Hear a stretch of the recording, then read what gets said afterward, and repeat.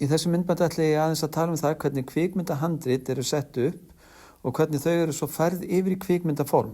Þegar handrit eru sett upp þá er farið eftir stífum reglum. Hér sjáum þið síðu úr handritinu af Víkingaþrautinni.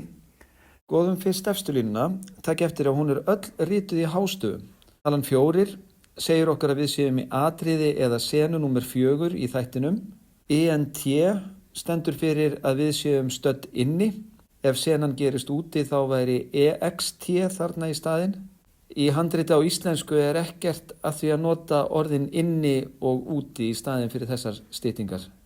Svo er hér tekið fram hvar nákvæmlega atriði gerist, í þessu tilviki á Hofsstaðasýningunni og að lokum að það sé dagur. Hér er enska orðið day notað en andstæðan við það er night. En í íslensku handriti er ekkert að því að nota íslensku orðin dagur, kvöld, nótt. Þetta er tekið fram því þetta skiptir miklu máli fyrir það hvernig unnið er með birtu og lýsingu í atriðinu þegar það er tekið upp. Kíkjum núna aðeins á það sem gerist næst. Áður en samtal fer í gang er aðstæðum lýst. Hvað persónur er að gera og hvaða tilfinningar þær beru utan á sér. Þegar aðstæðum hefur verið lýst fer samtal í gang. Þá er nafn þess sem talar alltaf skráð með hástöfum fyrir miðri síðu og þar á eftir það sem að viðkomandi segir. Og það sem stendur skrifað er dregið vel inn á blaðsíðuna svo það skeri sig greinilega frá lýsingunum á því sem er í gangi. Ef einhver persóna sýnir einhverjar tilfinningar á meðan á samtalinu stendur, þá er því skotið inn í. Skoðum núna hvernig þessi síða lítur út í endanlegri útgáfu sem kvikmynd.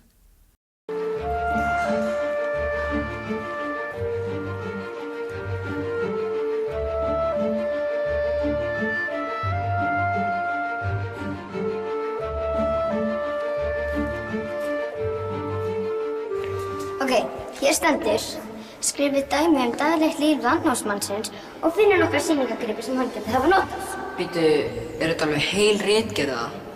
Já, allavega nokkra blaðsíður og ég ekki bara vera ritarinn. Skáða bara að gera þetta verkefni bara alveg eins og þú vilt. En samt, þetta er alveg stórglæsilegur gripur. Já, flott þessi táknaður. Þetta er bara armband. Ætti að láta þessu einhverju prófessor. Þó handriti gefur góðar vísbendingar hvernig myndin muni líta út að lokum, er samt töluvert af ákvörðunum sem kvikmyndastjóri á eftir að taka. Í undirbúningu undir kvikmyndatöku eru gjarnan teiknuð upp söguborð eða það sem sumir kalla rammaáætlun sem sýnir þá myndramma og þau sjónarhorn sem á að taka upp í atriði. Hér sjáum við dæmi teiknað söguborð. Jói stjakar olnbogunum í Kalla sem hrasar á púltið. Púltið byrjar að detta en Kalli nær að grípa það. Kalli, hjúk.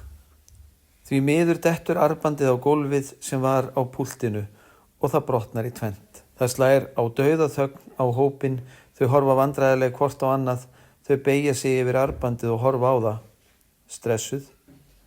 Bak við þau yfir axlir þeirra kíkir víkingur, grannur og væskilslegur gaur í gamaldags klæðum. Hann sér brotna armbandið. Víkingur. Húrra! Það getur tekið langan tíma að teikna upp söguborð. Þess vegna eru margir farnir að undirbúa kvikmyndatökur með því að fara með leikara út á vettvang á þá staði þar sem á að taka upp og taka af þeim ljósmyndir frá mismunandi sjónarhornum sem þau nota síðan til þess að raða upp og undirbúa sig undir endanlega kvikmyndatöku. Við skulum enda þetta á að kíkja á þetta atriði sem við vorum að raða saman söguborði fyrir.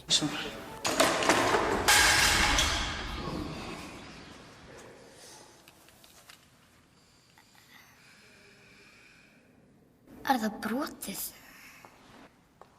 Húrra! Voru það þið sem leystuð armbandið?